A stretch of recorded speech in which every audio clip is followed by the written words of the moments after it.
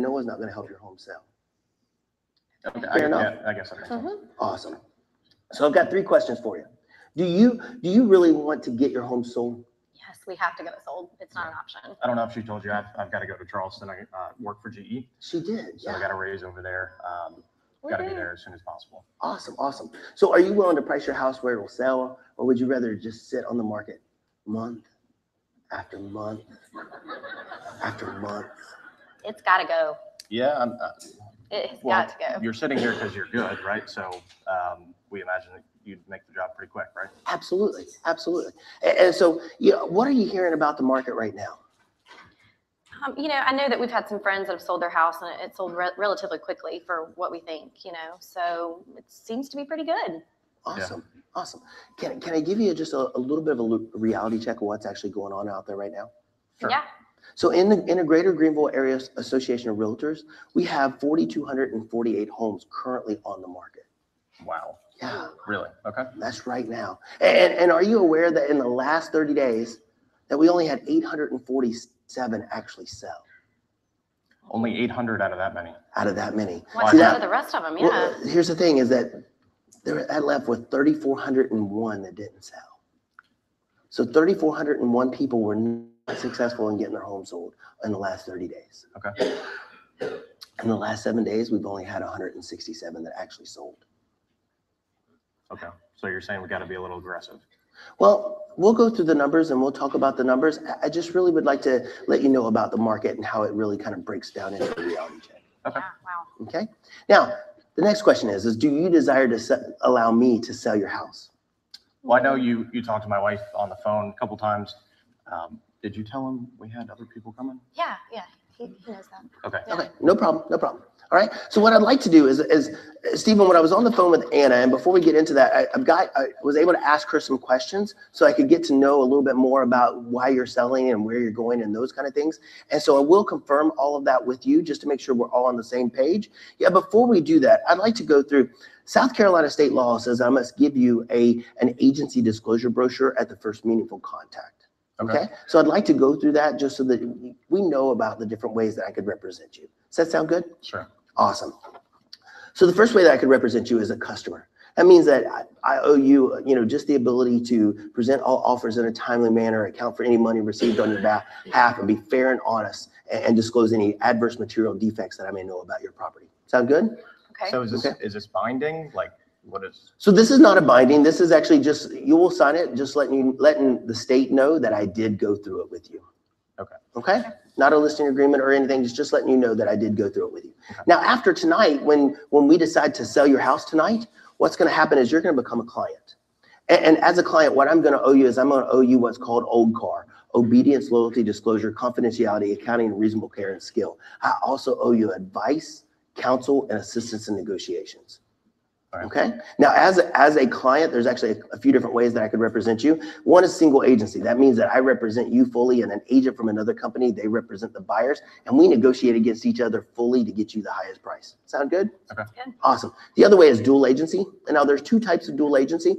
One type is disclosed dual agency. Now that means that I represent you under contract to get you the highest price for the house, and I also represent the buyers under contract to get them the lowest price for the house. So you can kind of see how that's a little bit of a challenge. Would you agree? Yeah, so I personally don't do that. Yet I would refer it to another agent in my office. And at that point, it's going to become what we call disclosed dual agency. Designated agency. Okay.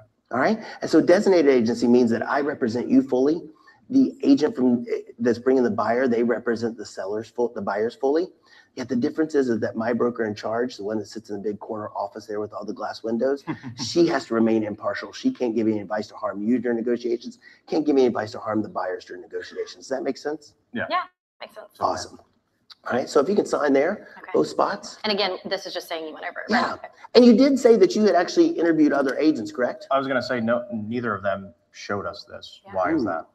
You said this is legal, so why did they not show us? Yeah, so South Carolina state law says that I must give you this at first meaningful contact. Okay. And so I'm the only agent that's shown it to you? Yeah. Yeah. Ooh. I've never seen that.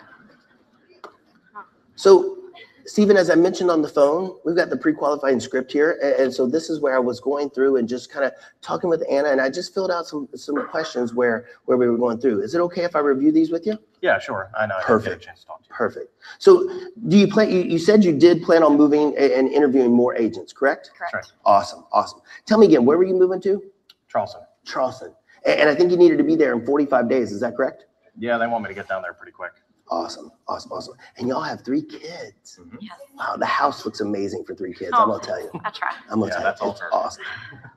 I'll Good work. job giving her credit, right? So what is it, what do you think, as you were going through and looking for other houses, those other houses that were on the market, why would you think that they didn't sell? I'm not really sure. I didn't have any idea that many houses were for sale. So Yeah, I agree with him. I thought they were flying off the market. So Right? Yeah. And so what would happen if your house didn't sell? that'd be a problem. that's not an option. Not an option. Mhm. Yeah, because if I remember correctly, you're getting a promotion to move to Charleston. Is that correct? Right. Did that promotion come with a raise? I did. Yes, Awesome. it did. Awesome. Congratulations. You're not spending all. Right. Yeah. So here's the thing. So when we we look through this, I believe that you were saying that you would like to get 310,000 for your house. Is that correct?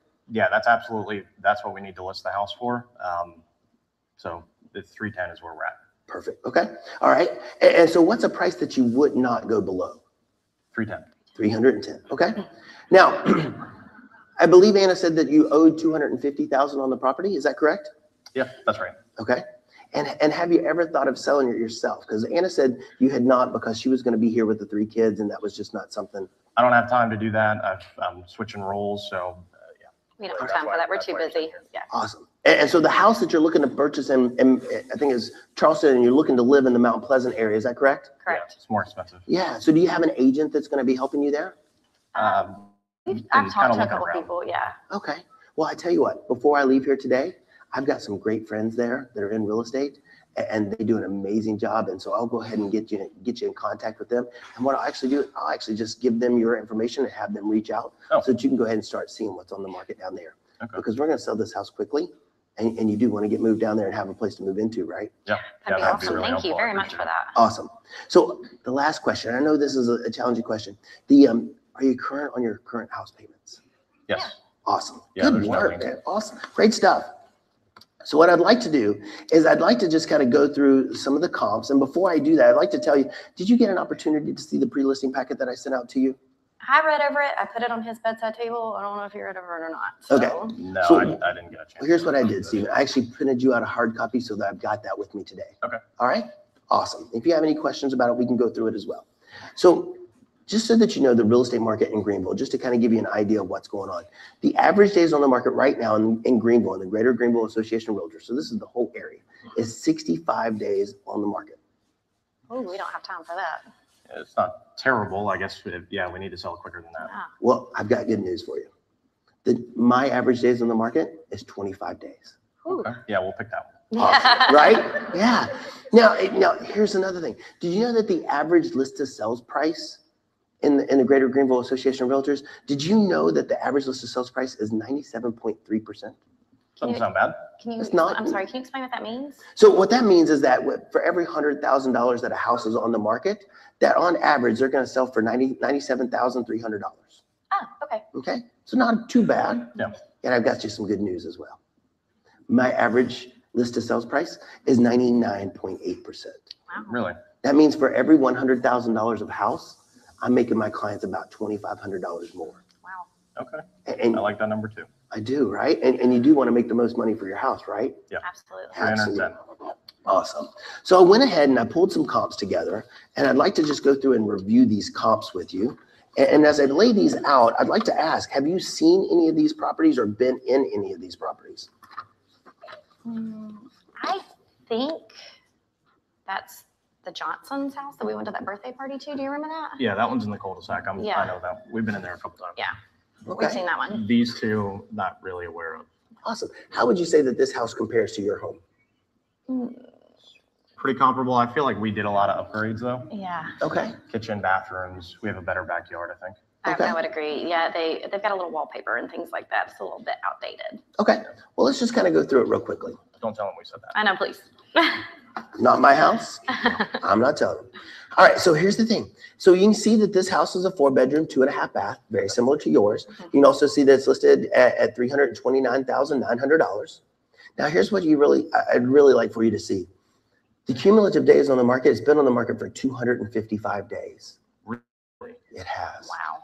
And it actually, original list price, it was $349,900. So it's already had a $20,000 price reduction. Wow. Jeez. Okay. Now it has a little bit more land than you have. It has about a half an acre, and where yours house has a 1/4 acre lot. Okay. Okay. Okay. Let's just kind of go through, and I'd like to show you a little bit more about this property. So you can see that, again, it did have wallpaper, as you said. Yeah, you had seen this house, right? Also, no granite, didn't have any granite in the house. And you can see wallpaper in the bathrooms and the kitchen. Yeah, this one did have a screen porch as well. And I know you've got the sunroom, so it gives a little bit of differentiation. Okay. Okay, any questions about that house? Nope. Nope. Awesome. Not at all. Let's go through the other one.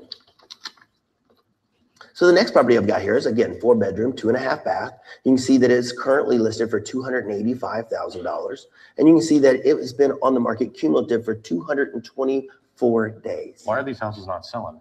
Well, so you can see that here that they have actually done they have not done a price reduction, yet this time they've only been listed for 9 days. What does that mean? So that means that it was on the market for 6 months. It didn't sell with the other agent.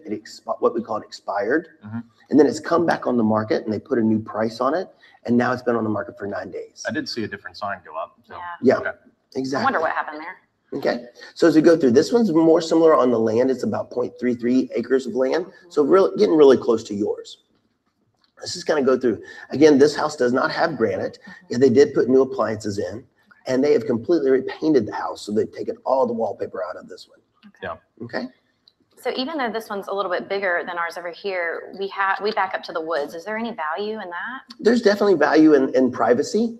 And so I'm going to ask you, we'll ask you when we get finished going through these, we'll ask you kind of which one would you choose based on what your house has compared to these. Okay. Sound good? So this is the next house. You can see that it's, again, a 4-bedroom, 2.5 bath. It's listed for $229,900, right? It originally listed for $309,000, and it's been on the market for 38 days. Okay. Okay? That number's a little bit better. A little bit better, and they've already had a $10,000 price reduction. Oh, okay. I didn't see that. Okay? And you can see that this house is very similar to your property. It's at 0.2, where the other house has 0.2, your house has 0.25. Right. So a 1/4 acre. Okay.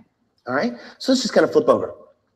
You can see it's got fresh paint throughout. This house has more hardwoods as well. So it's got a lot of hardwoods in that house, all through the hallways, the kitchen, the great room, all those areas all had hardwood floors as well.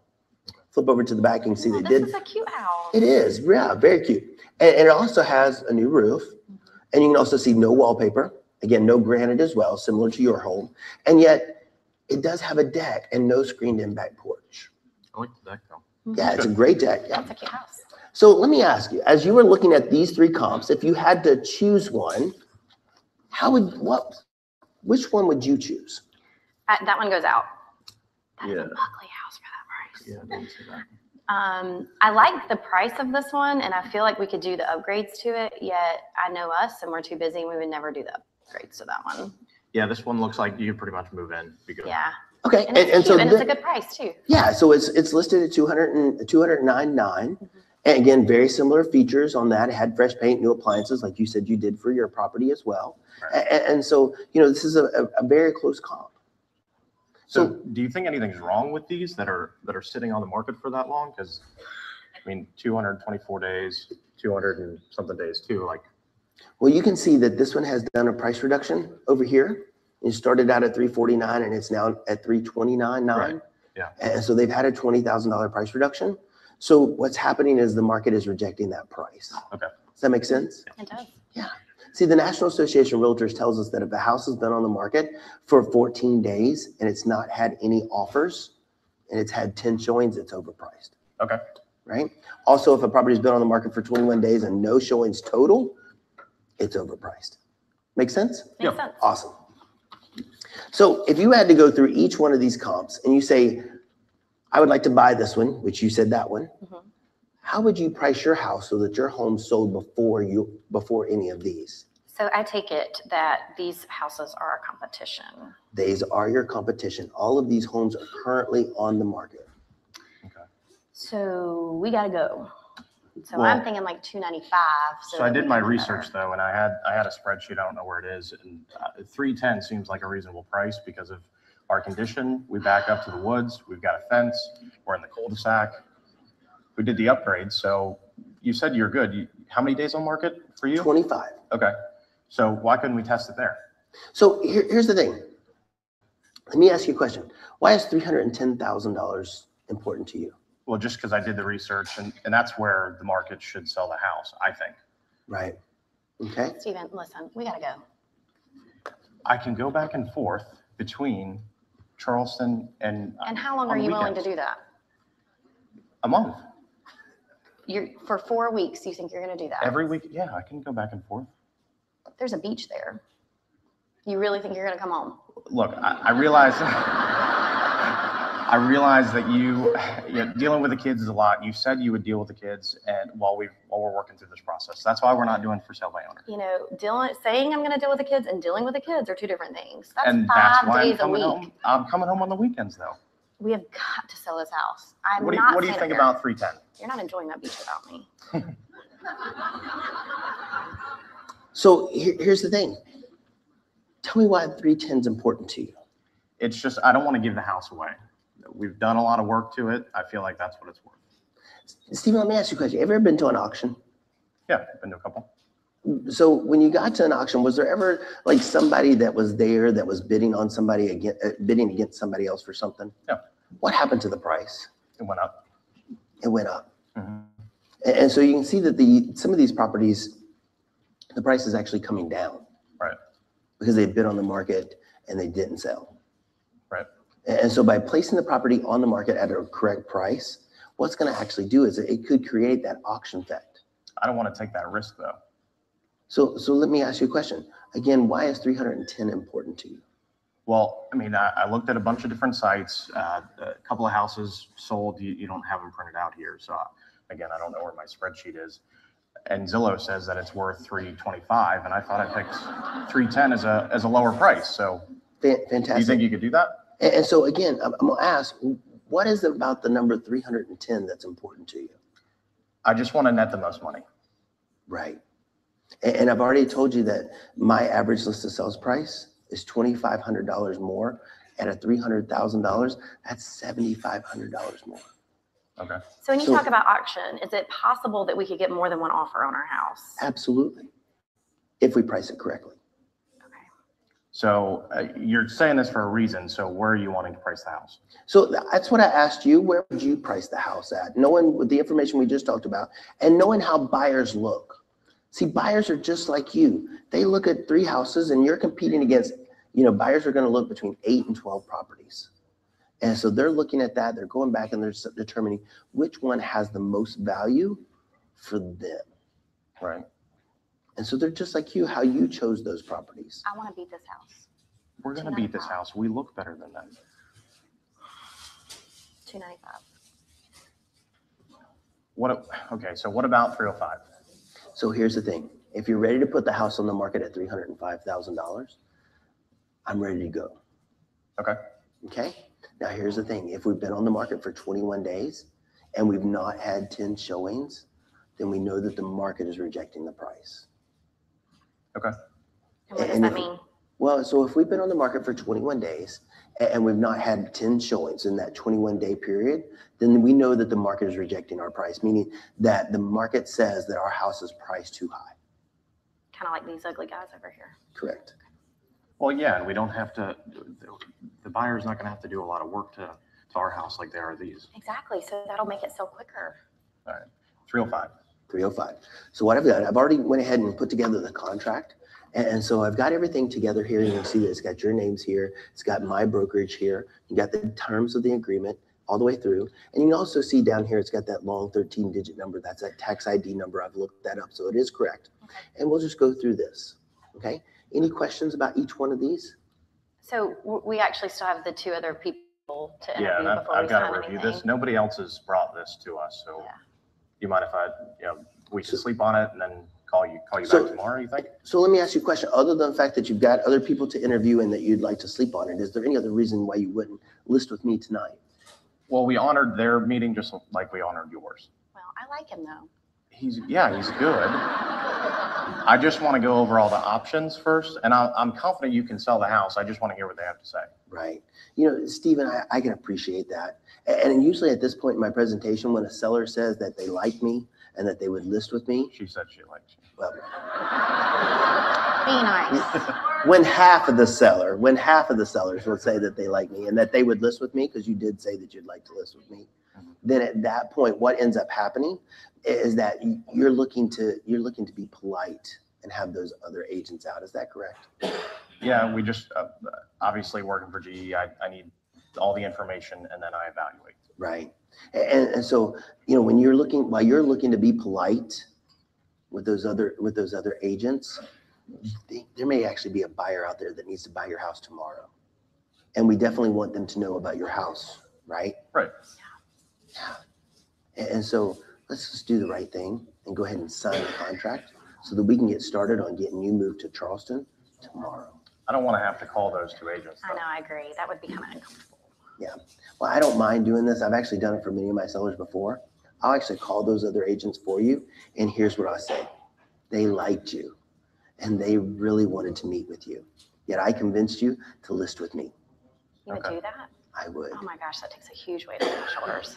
And I'll even tell them that I'll pay them half of the commission if they bring a buyer. Wow. That's very generous of you. How does that work?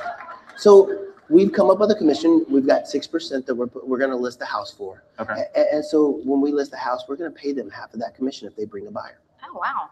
Okay. That's really nice. Everybody does that? Not everybody. Okay. The good ones do. Okay. That's why I like him. So here's I'm fine with doing that. I just don't want you making the calls here. Can you do that after? Yeah, we got 8 kids to bed and stuff. I'll tell you. So why don't we do this? Let me take my sheet here. Who are the other agents that you're going to interview? There was John Matthews and Kelly, Kathy. started with a K. Stevens something. I don't know. Stephen Delisle? No. Stevenson, Kathy Stevenson, maybe? Does that sound right? Yeah. Okay, awesome.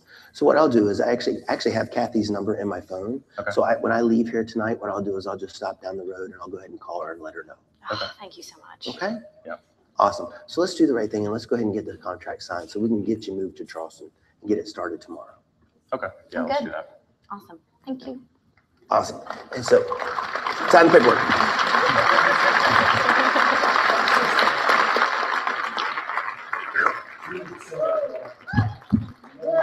There's no taking the jacket off at this point, right? All right. So here's what I'd like to say. You know, it's a simple listing presentation. He never gave me the price that he wanted to list his house for. And so that's why I had to keep coming back. Why is that important to you? So as we're going through this, I'd like to just kind of ask, as y'all were sitting up here going through this process, what did you notice? What did you feel? For me, you allowed it to, you told the story for us. So I wasn't left at the end of the meeting personally having to guess what the next move was or what you do. You answered it before I asked the question most of the time. Okay. And if you didn't answer right away, then I asked the question and you flawlessly went through it. And it didn't feel canned. Right. It didn't feel canned. And yet I was on script. Right. Right. And here's, so some of you may have noticed and you're like, oh, he's cheating. And yet what I do is on my seller survey is here. When they fill out the seller survey, on the back of it, because I never remember which order the critical questions come in and which order the 3 goals come in. So I just put little notes here so that I can remember when I'm in there, and I actually will write down as they go through. And then you can see down here on the bottom, I've got a spot where I actually putting in the numbers. So before I go into the house, I've already got how many houses are currently on the market, how many sold in the last 30 days, and how many sold in the last 7 days. And I write it right there so that I've got it and I never get off track. Never get off track, right? And here's the cool part. If they're worried, like if I've got a really high D and he's like rushing me, I can say, I've got an agenda and I'm going to stick to the agenda, sir. Right? And so that was, when I did that, it really allowed me to relax because I was no longer worried about did I get them in the wrong order or anything. right? And so it looks natural to them because I'm just right there, going right through. It's my agenda. All right. So what else? What other thing? Anna, did you have any ahas? Just like the way you set the expectation. I mean, obviously we see out there a lot that houses are selling quickly. And in reality, you sold us kind of an ugly story. And so that pushed me to push him to lower the price. Because I'm not staying here with the kids by myself while he goes to the beach. Yeah. He's going to be in flip-flops and shorts while you're taking care of 3 kids, right? Nope. Right. And so as we're doing this, as we're walking through, you'll notice when they were arguing about the price, I didn't say anything. Right? I actually sat back. I turned my chair a quarter turn. I even crossed my legs. I made sure that I even leaned back in the chair and physically put the pen down. Because at that point, when I do that, my posture is, I'm letting you go. I'm not here to sell you on me. My pre-listing package should have done that, and the numbers on the average list of sales price and the market should have done that for me. And I'll add that she sold me. Yes. So she's fighting me on the process, the price, the timeline, and all you had to do was sit there. Did you just say I out-negotiated you? No, you didn't. I would never let that. And so when you go back to the pre-qualifying script, it set them up to argue about the time frame, right? It set them up to argue about the time frame because when I went through, you said you had to be in Charleston in 45 days. And then I also came back and when I come around that, I said, you got to be there in 45 days. And why are you going to Charleston? We got a promotion. Was there a raise that went with that promotion, right? And so you said that you got a raise. If not, I probably would have asked, was there a raise that went with that promotion? And then I congratulated you for actually doing that, for getting a raise, right? And so now he's going for more money. So if I continue to get objections and we're haggling over $5,000 on price and the wife isn't helping me, she's like, yeah, I'm with him. Then I can come back and go, what happens if your house doesn't sell and you don't get moved to Charleston in the next 45 days and you're not able to take that job transfer and you miss out on the $15,000 raise? So what you're telling me is that it's worth losing the $15,000 raise for $5,000 on the price of the house? And as the energy just shifted in the room, that's how it's going to shift there, and it's going to cause them to think. Does that make sense? Well, what you did also is you allowed to you found out where we were going. Where we were going is not our motivation. It's why we want to be there. So what's important about that? Is it a divorce? Is it going to mom? Is it family? Is it a job? Right, because now I have the trigger to use against you to make sure that you do the best thing, because the average agent sells in 65 days. You need to be there in 45 days, and my average days on the market is 25. Right. So as you're going through that. Now, ladies and gentlemen, those numbers are my team's and my market's numbers.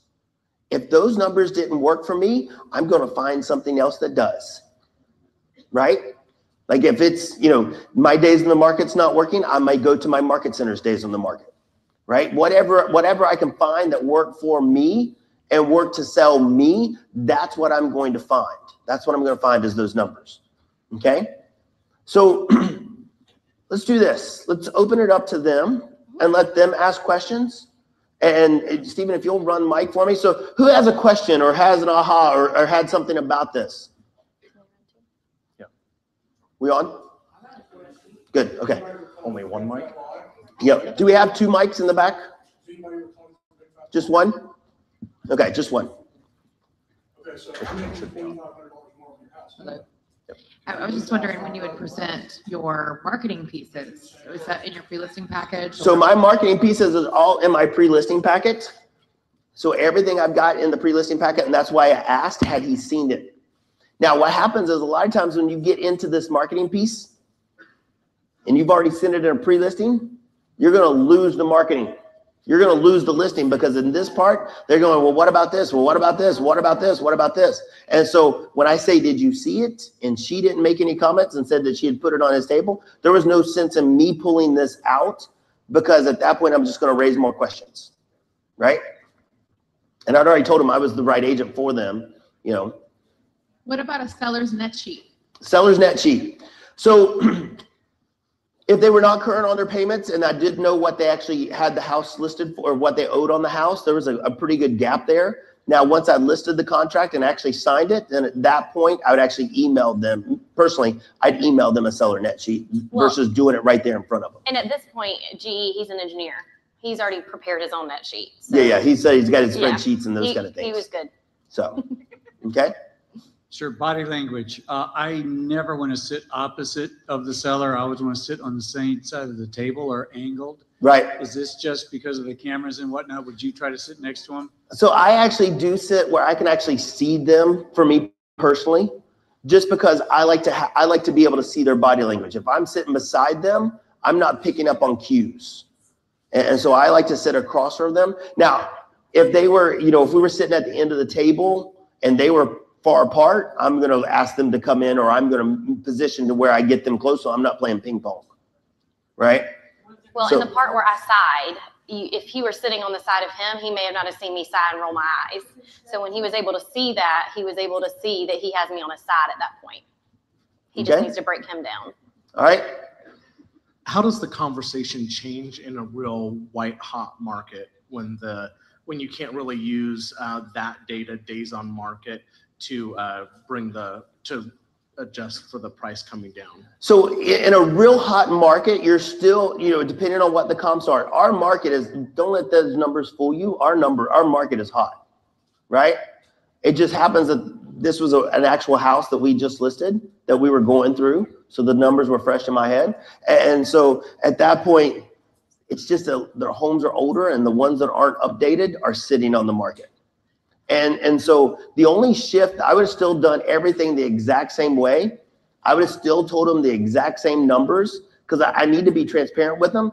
I may have dropped out the month number, and only put the 7-day market, the 7-day number in there.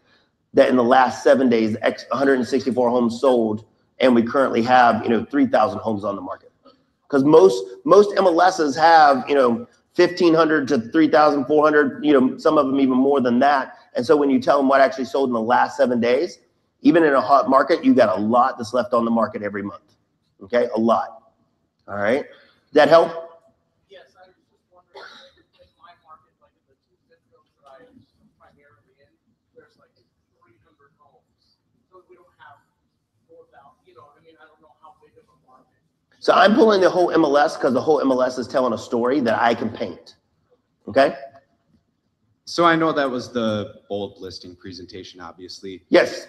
I will admit I haven't gone to Bolt the last couple times, but did you add the agency disclosure did you add the agency disclosures part in the middle, or is that new? It's and gonna not be added with Bolt. It's not added with bold yet. The state law, Right. I State like law that you says that added this it is in first as a way meaningful to- contact. Right? If your state says this is first meaningful contact, and you're getting ready to start talking about numbers on a listing presentation, if you don't get the numbers, you're required to use the numbers they gave you against them. If you don't get that listing, and they have no clue that you don't do that, that you're required to do that. Like I had a listing presentation that was actually competing against the #1 team in my market. And I went out, I knew I was competing against the #1 team in my market. And so I went out, I took the agency disclosure brochure, and I went through it. And she goes, "That's the first time I've saw that." And I said, and I needed to push because the other team was really, really strong. And so what I said, "They didn't show you this?" And she goes, "No." I said, "Did y'all talk about numbers?" And she goes, "Yes." I said, "Then if you don't list with them, then they are required to use those numbers against you if they bring you a buyer. That doesn't seem very fair to you, does it?" She goes, "No." I never even went through the rest of the listing presentation. I just signed the contract at that point. And you guys laugh, that happens all the time. I go on I'm primarily I used to be the buyer's specialist, and I can't count the number of buyer consultations I had where people would say no one ever sat down with them. And even if they did, they had never seen that before. And that is a huge piece when you tell them that's part of state law and they've never seen it before. You just validated that you're the expert right there and you're doing what you're supposed to be doing. So let me ask you a question. How many people, by show of hands, says that it's first meaningful contact in your state? Look at that. How many people presented in the listing presentation up front? So that's a good number, right? That's a good number. This is a differentiation piece, ladies and gentlemen, because it is setting you apart as the expert and making sure that you're doing the right thing for your clients, okay? The thing that I caught first off is that you trial closed as soon as you walked in the front door.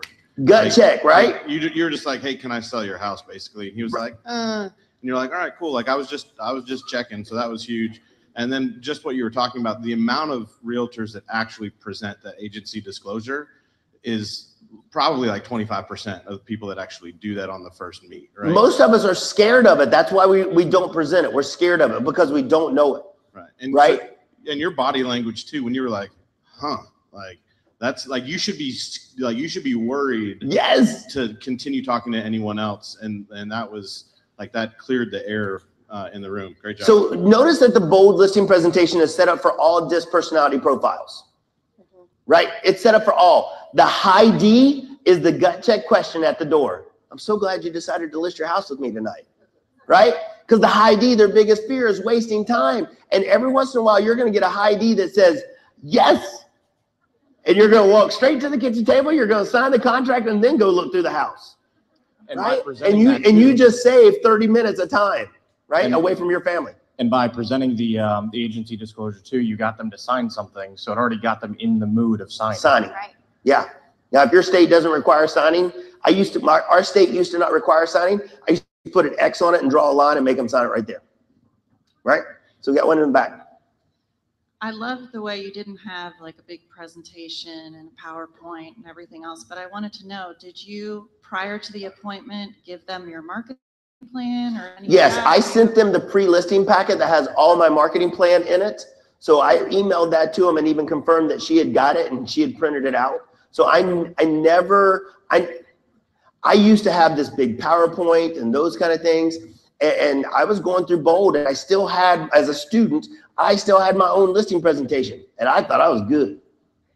And now, I started running numbers. I started, tracking my numbers and I was 50% conversion on it for every, and I'm one of those people, I'm going on the appointment, right? You go, we're never, for some owner, we're never listening to the house. Great. When would be a good time for you? Tuesday at 5 or tomorrow at 3, and it's because I'm going. And so I'd get out there and my conversion was 50%. And yet when I switched over to the bold listing presentation 5 years ago, my conversions went from 5 or 50% to 70%. So I was getting 7 out of 10. And now here's what you need to realize. 70 out of 10 versus 50 out of 10 with an average sales price of $200,000. That's $6,000 commission in my pocket per month. So that's $12,000 per month more that I started making when I started using the bold listing presentation. Multiply that out times 12 months. That's $144,000 more a year just by using a proven listing presentation. Okay? Hi, thank you for that. It was great. And I love what you mentioned in the beginning about acting. I think it's, it's really pertinent here. My question is about commission.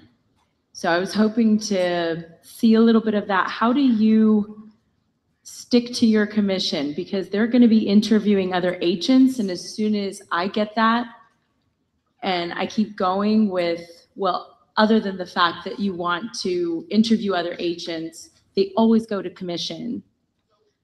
Always make sure that your commission on the contract is pre-filled out. Do it in dot loop so it's typed, so it looks like it's just standard. Right? I don't get the commission balk anymore because all of my contracts are pre-filled out on dot loop and then printed to go with me.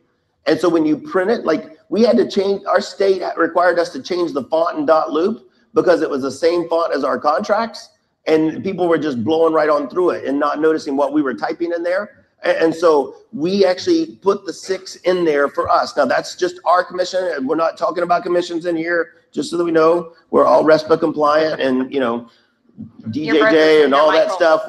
That's just what we charge. Your broker's in the room. Yeah, exactly. My broker in charge is in the room and she's going.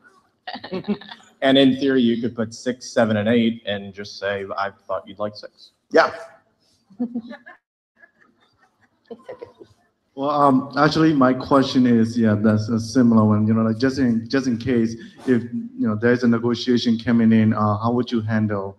You know, is there a little like a suggestion that we can use? Thank you.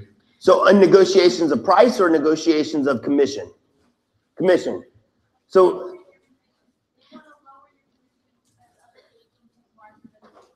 Right. Bold So has several scripts. For yeah, that. Bold has several scripts for that. And so what I would say in that situation is I would say, so big companies, could you agree that big companies hire great negotiators? Yeah. And see, here's what happens is that I'm a great negotiator and my numbers show that. And so that other agent has already proven how their negotiation abilities go because they're giving away their commission from their family.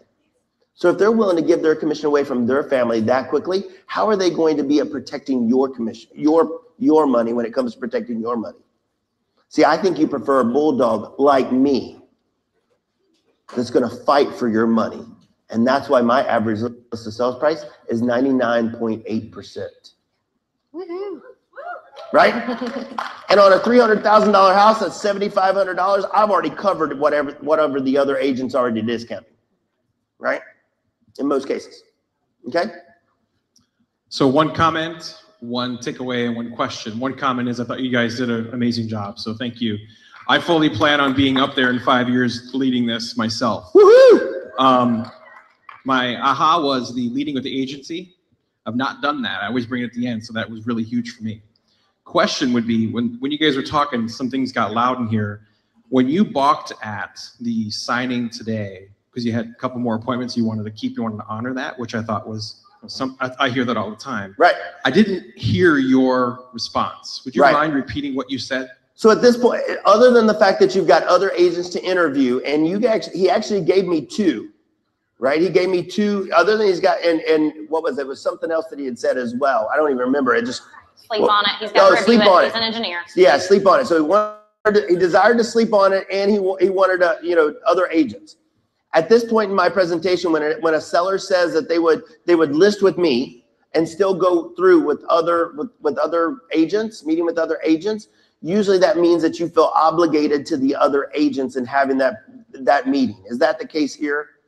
Well, yeah. And so why don't we do the right thing? And let's go ahead and sign the contract tonight, because while you're waiting to interview those other agents and be polite, you actually may be missing out on a buyer that needs to buy your house tomorrow. And we definitely don't want to miss out on that buyer, do we? Right? And I think I even did Dewey. And then I went right back to the close, not worrying about that he's going to sleep on it. I went right back to the close and he signed. Had he balked again, I would have gone back through and said, well, other than the fact that you would like to sleep on it, is there any other reason why you wouldn't list with me tonight? Right? And if he would have balked on that one, I would and said, well, no, that's the only reason. I would like to sleep on it. So why don't we do this? Let's go ahead and sign the paperwork. And then that way, tomorrow morning, after you sleep on it, I'm going to call you at 9 o'clock in the morning. Once you slept on it, and that I don't have to come back out and take time from your schedule. And I can go ahead and start finding that buyer we were talking about first thing in the morning. Not on. There you go. You can come borrow me. They turned you on. You're good. You're good.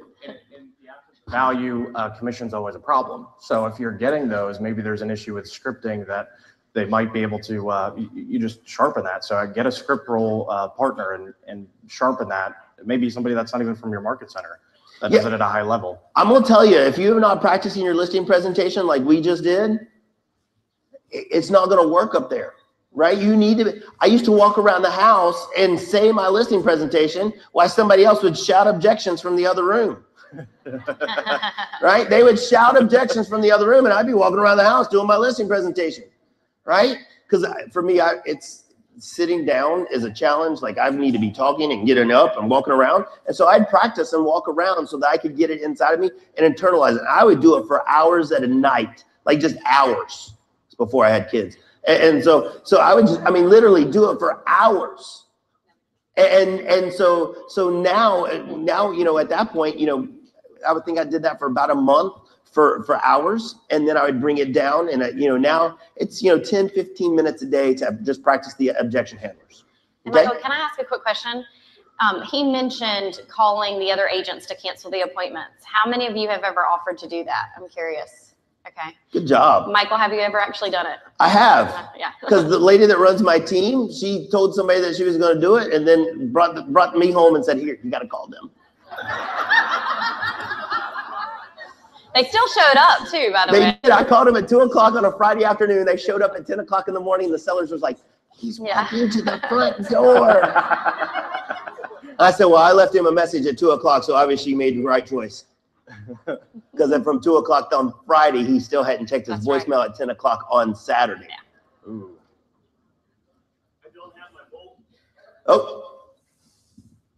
I don't have my bold book with me, but it's more than one page of script. And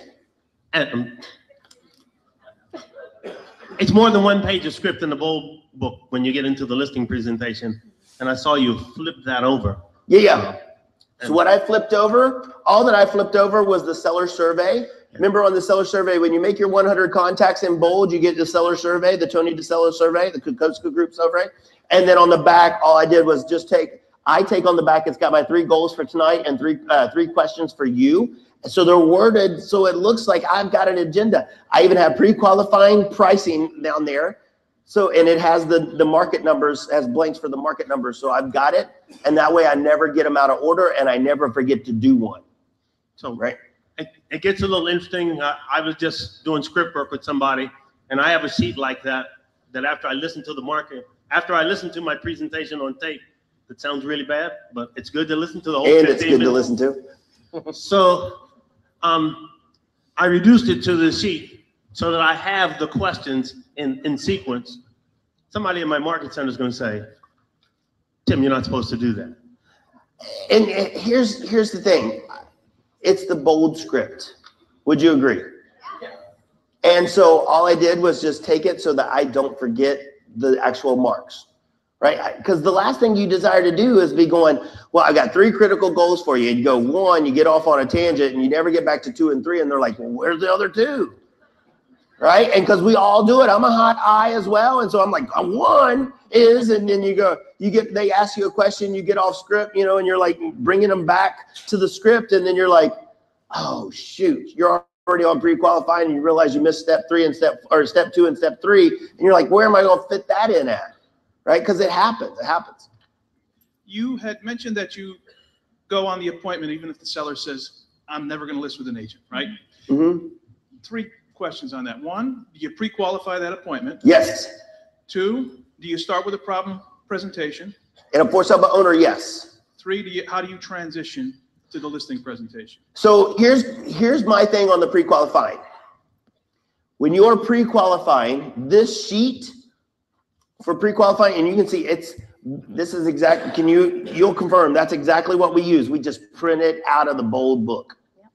Right? The one that we use actually has 3 dots where we ripped it out. It does. Well, and how many of you feel weird, like if I have a checklist that you don't know what you're doing? Anybody? Does that feel weird to you that you would have something? They don't know what. There you go. Right? And You so look back more to your prepared. question, on the pre-qualifying script, yes, I pre-qualify. Yet here's the thing to remember. You're pre-qualifying so that you know more about them than any other agent that goes in there, right? Because when I go out there, I know where they're moving to. I mean, there's agents that they'll call expired, and they'll go, hello, thank you for taking my call. This is Jim Manley with Keller Williams Realty. And I'm certain you know by now that your property is showed up as an expired listing on our multiple listing service. And so undoubtedly, I was giving you a call to see when you plan to hire the right agent for the job to sell your house. They'll book an appointment. Those people will say yes, and they're like, well, I'm out. I'm going. Right? And then you missed out on the pre-qualifying. And we teach you in bold that as soon as you book the appointment, do the pre-qualifying. Ask them, do you have a couple of minutes for me to ask you some questions? And if you have staff, don't be scared to let your staff actually do your pre-qualifying. Right? And so now I'm not, don't mistake, if they say they're a 1, or if they, like a for-sale by owner desires to sell their house, right?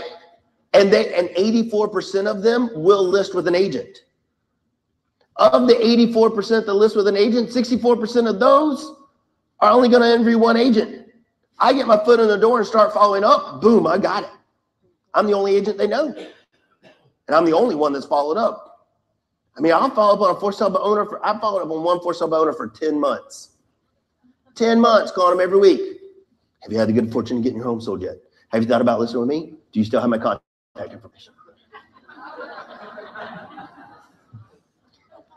10 months before I could call them, they called me, and she goes, my husband is finally frustrated.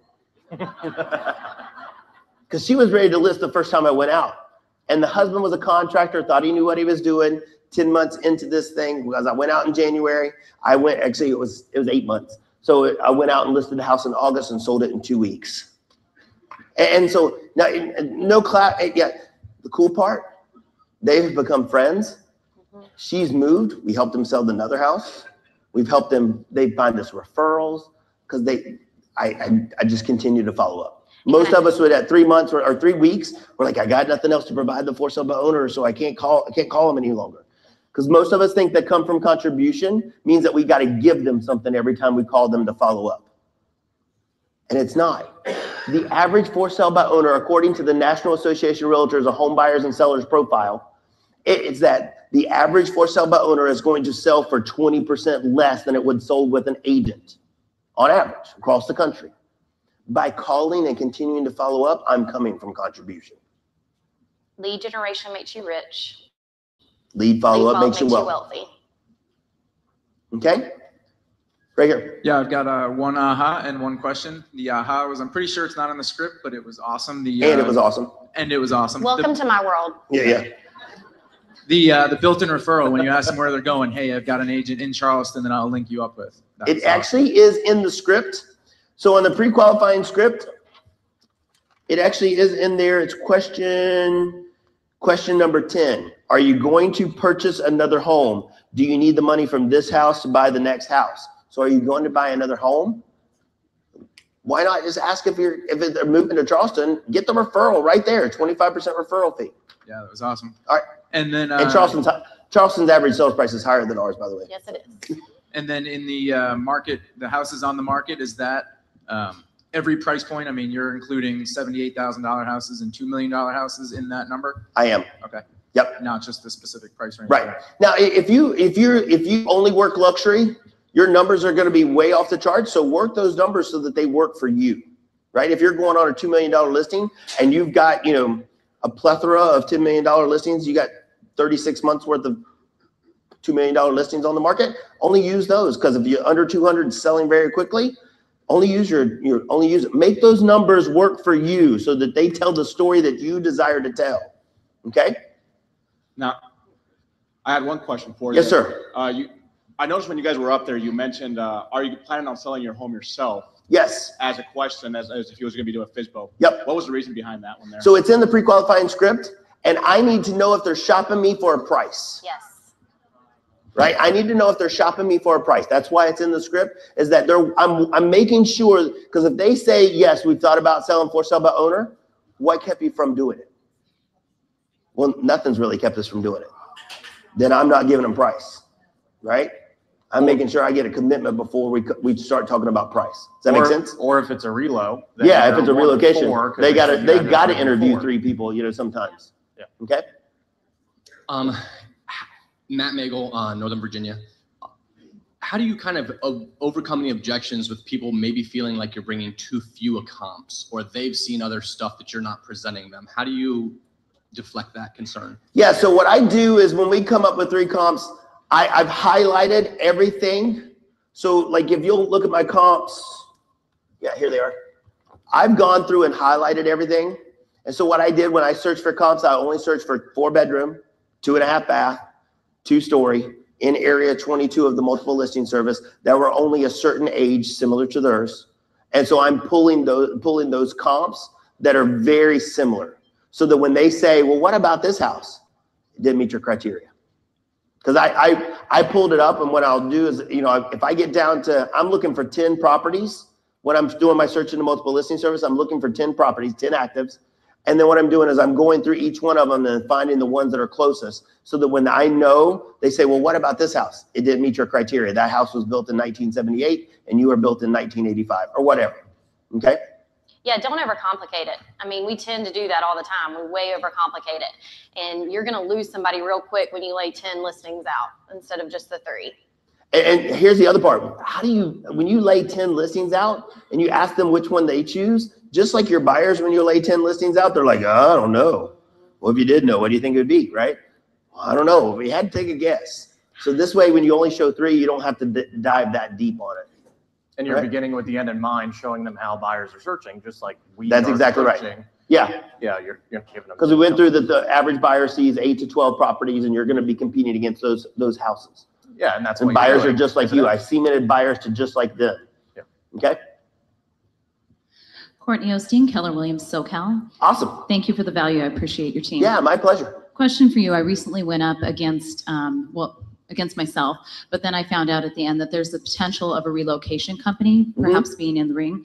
So is there an opportunity for me to kind of go in the back door there and present myself to their company as creating a value proposition for him if he's not allowed to use me directly, and being able to still facilitate the sale for their family? Yes. So what happens is that with relocation, a lot of times they've already picked companies that they're already working with. And so on the relocation company, they're told that they have to interview those agents and they have to choose one of those agents. You got to build a strong enough rapport with them to prove to them that they don't. Right? And that's the key, is that when they say, well, they told us we got to go with another agent from a blue company. And you go, did they really? I'm here to tell you, you don't. I've actually sold a lot for Serva relocation. Sold a lot for Berkshire Hathaway relocation. Or I've sold a lot for, whatever the real Prudential, it used to be Prudential, so, which is now Brookfield, I believe. And so, you gotta build enough rapport with them, and they gotta like you enough to fight their relocation company. Because if they say, yes, I would like to list with you, then if they say yes, the relocation company is not gonna fight us as long as you're willing to pay the referral fee. And I'll flat out tell them. I will flat out tell them. The only thing that they're doing is that agent that they're inviting out is already willing to pay 35% referral fee. Meaning they're willing to pay 35% of their commission to that company. That's why you're forcing it. Here's what I'm gonna tell you. I'm willing to pay the 35% referral fee to help you get your home sold. Okay? Because here, I'm gonna tell you, relocation, I know it's 35%, yet in my market, we got GE, and they move people every 7 months. And Michelin as well, right? And BMW. Yep. And so when we're moving these people, we're working with relocation companies a lot. And if you tell them that you're not willing to pay the commission and then force them to use you, what's going to happen is they potentially could lose their benefits of actually selling the house. And they will tell them that they're going to lose their benefits, even if they won't, to scare them to list with them. Okay? Who's next? Jay Michael. Yes, sir.